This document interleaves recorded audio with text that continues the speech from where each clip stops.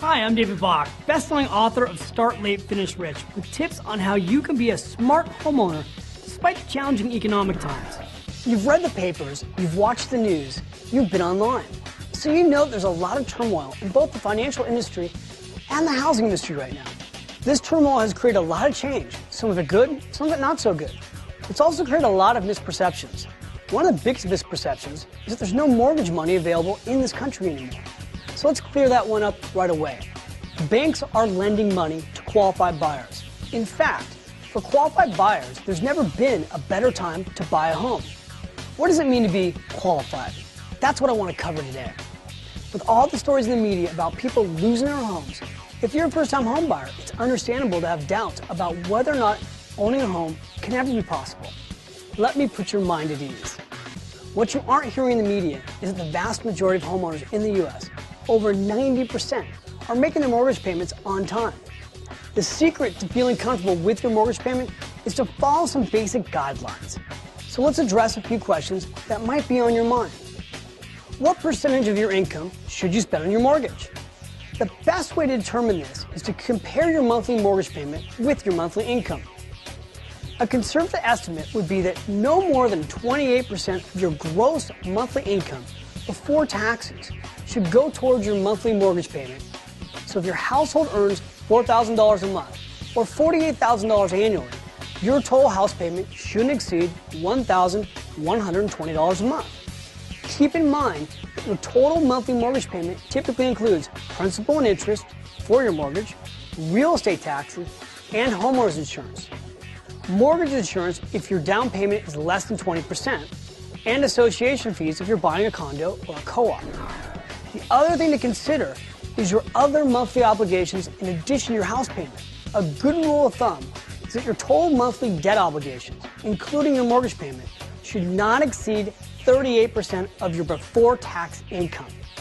So if your household income, again, is $4,000 a month, your total monthly debt obligations shouldn't be more than $1,520. If you have a monthly car payment and a credit card payment totaling, say, $520, your maximum mortgage payment should be no more than $1,000. Another question I hear a lot is how much down payment will you need to buy a home? One of the misperceptions out there is that you'll need 20% or more of the cost of a home for down payment. The truth is that while lenders do require more now than in recent past, there are many programs available that require less than 20% down, depending on the market you're in. For example, FHA, Federal Housing Administration programs, can require as little as 5% down in many areas. But don't be discouraged by the idea of a down payment. Keep in mind that your down payment is a very sound long-term investment in your future and a jump start in building the equity in the home you will live in. So what will you need to show the bank in order to qualify for a mortgage? Because of the recent changes in the financial industry, the list of documents you'll need to bring to an application appointment has become a little more lengthy. But basically, you need to demonstrate that you have a stable monthly income source and the down payment and closing costs necessary to purchase the home. That usually involves documents like pay stubs and W-2s that show a constant income in the same type of job for at least 2 years. Bank or investment account statements are usually required to demonstrate the source of your down payment and closing costs. You'll need to bring these documents to your loan application appointment. For a comprehensive checklist, talk to your lender about what you need to bring before your appointment. There's one last misperception I'd like to address today. With all the focus on subprime lending in recent months, many people are even afraid to even dream of owning a home because they don't have perfect credit. But while it's true the credit guidelines have become more strict, it's still possible to buy a home with less than perfect credit. Ultimately, the best way to get a clear answer about whether or not you qualify for a home purchase is to schedule a pre-approval appointment with a responsible lender in your area. And if you don't qualify today, it doesn't mean that you never will.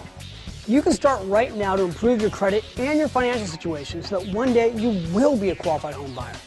Ask for advice from a responsible lender, from a qualified credit counselor, from your banker, or from a real estate professional. They all want you to succeed. They all want to see you in your own home. It's a smart move and a goal worth pursuing. So start today. Take it from me, David Bach. Nothing will change your financial future faster than owning your own home. And the good news is that banks are lending to qualified buyers. Look for more webisodes in this series on YouTube.